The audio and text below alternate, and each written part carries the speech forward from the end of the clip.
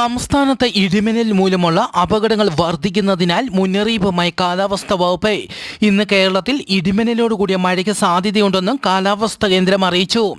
ഇടിമിന്നലിന് സാധ്യതയുള്ളതിനാൽ പൊതുജനങ്ങൾ അതീവ ജാഗ്രത പാലിക്കണം. ഇടിമിന്നലുള്ളപ്പോൾ ടെറസിലോ തുറസായ സ്ഥലത്തോ മരങ്ങളുടെ ചുവട്ടിലോ നിൽക്കരുത്. ഈ സമയം കുളിക്കാനോ ടെലിഫോൺ ഉപയോഗിക്കാനോ പാടില്ല.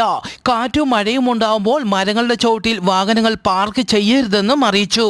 ഇന്ന് മലപ്പുറം, വയനാട് ജില്ലകളിൽ ഒറ്റപ്പെട്ട ശക്തമായ മഴയ്ക്ക് സാധ്യതയുള്ളതിനാൽ യെല്ലോ അലർട്ടും പ്രഖ്യാപിച്ചു.